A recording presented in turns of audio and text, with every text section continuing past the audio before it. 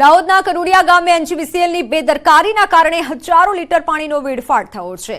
ભાણા સીમાડા જૂથ પાણી પુરવઠાની લાઇન પર જ વીજ થાંભલો નાખી દીધો હતો, જેના કારણે પાણી પાઇપલાઇનમાં ભંગાણ સર્જાયું હતું। એક તરફ પાણીમાંથી રચડપાટ અને બીજી તરફ પાઇપલાઇન લીકેજ થતા હજારો લીટર પાણી રોડ પર વહી ગયું। પાણી પુરવઠાના અધિકારીઓ નિંદ્રાધીન જોવા મળ્યા। કલાકો સુધી પાણીનો વ્યય થતો હોય તેવા દ્રશ્યો સામે આવ્યા। લીકેજ બંધ ન થતા સ્થાનિકોમાં રોષ ભભૂકી ઉઠ્યો। पाइपलाइन ने अंदर करोड़िया पूर्व गाम में एने अंदर में फतेहपुरा जीबी वाले वीज पोल रोपी दीधो छे पाइप ने अंदर।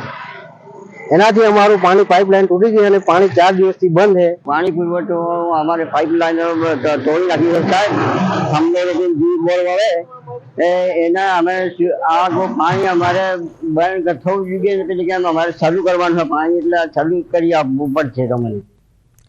સુરતની વાત સુરતના પર્વત પાટિયા પાસે આવેલી રાજ ટેક્સટાઇલ માર્કેટમાં મારપીટની ઘટના સામે આવી છે। મેનેજર રાકેશ જૈન પાર્સલ વાળાઓને ઢોર માર મારતા હોય તેવો વિડીયો સોશિયલ મીડિયામાં વાયરલ થયો છે। પાર્સલ ઉઠાવવા બાબતે માથાકૂટ થઈ હોવાની માહિતી સામે આવી।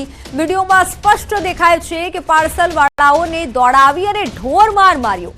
જોકે સામે પાર્સલ વાળા પણ હુમલો કરતા નજરે પડે છે। વિડીયોના આધારે પુણા પોલીસે તપાસ હાથ ધરી છે।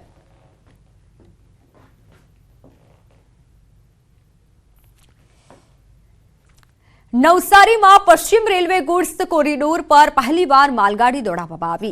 मालसामानी अवरजवर माटे बे अलग अलग ट्रेकना फ्रेट कोरिडोर तैयार करवामां आव्यो। ट्रेक पर एंजीनना सफल ट्रायल बाद 46 डब्बा साथेनी मालसामानवाળી ट्रेननो ट्रायल करवामां આવ્યું હતું। આ પ્રથમ ફેઝના ટ્રાયલમાં વડોદરાથી સંજાણ સુધીનું અંતર રખાયું।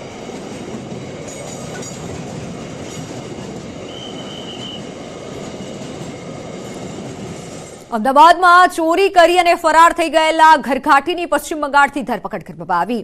સેટેલાઇટના બંગલામાંથી ઘરઘાટીએ 1 કરોડથી વધુની ચોરીને અંજામ આપ્યો હતો। સુમધુર સોસાયટીમાં વેપારીના ઘરમાંથી રોકડ અને દાગીના સહિતની ચોરી કરી હતી। ઘરઘાટી તરીકે કામ કરતા રાજા ચૌધરીએ પોતાનું આધાર કાર્ડ પણ નકલી આપ્યું હતું। પોતાની દીકરીને ડોક્ટર બનાવવા માટે લોન લીધી હતી અને તે જ લોનના પૈસા ભરવા માટે ચોરીને અંજામ આપ્યો હતો। જોકે દાગીના વેચી આરોપીએ પોતાનું 30 લાખનું દેવું ચૂકવી દીધું હતું। આ સમગ્ર મામલે પોલીસે વધુ તપાસ હાથ ધરી છે।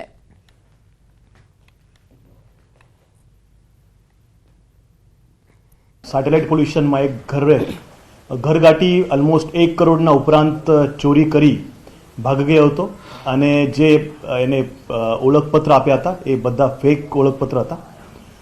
છતાં પણ ક્રાઇમ બ્રાન્ચે આરોપીને શોધી કાઢી અને એને નાડિયા ખાતેથી ધરપકડ કરવામાં આવી છે। આરોપી પાસેથી 7 લાખના ઉપરાંત મુદ્દામાલ કબજે કર્યા છે। કચ્છમાં ભડકાઉ ભાષણ કેસમાં મૌલાનાના રિમાન્ડ પર જ્યારે મૌલાના 3 દિવસના રિમાન્ડ મંજૂર કરાયા છે।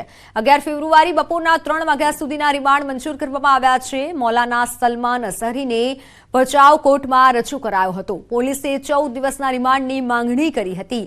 મૌલાનાએ સામખિયાળામાં ભડકાઉ ભાષણ આપ્યું હતું। ભચાઉ કોર્ટમાં મૌલાનાને ચુસ્ત સુરક્ષા બંદોબસ્ત વચ્ચે કોર્ટમાં રજૂ કરાયો હતો। કોર્ટ બહાર રેન્જ આઈજી સહિત પોલીસના અધિકારીઓ અને કર્મચારીઓનો કાફલો તૈનાત કરાયો હતો। રિમાન્ડ અરજી સામે સખત વાંધા રજૂ કરેલા, જેથી નામદાર કોર્ટે 14 દિવસ જે રિમાન્ડની માંગણી પોલીસની હતી તેમાં માત્ર 3 દિવસના રિમાન્ડ મંજૂર કરેલા છે। નામદાર કોર્ટે એ પણ ઓર્ડર કરેલો છે કે સુપ્રીમ કોર્ટની જે ગાઈડલાઇન્સ છે તેનો પૂરેપૂરો અમલ કરવાનો। તો સમાચારોમાં હાલ સમય થયો છે વિરામનો।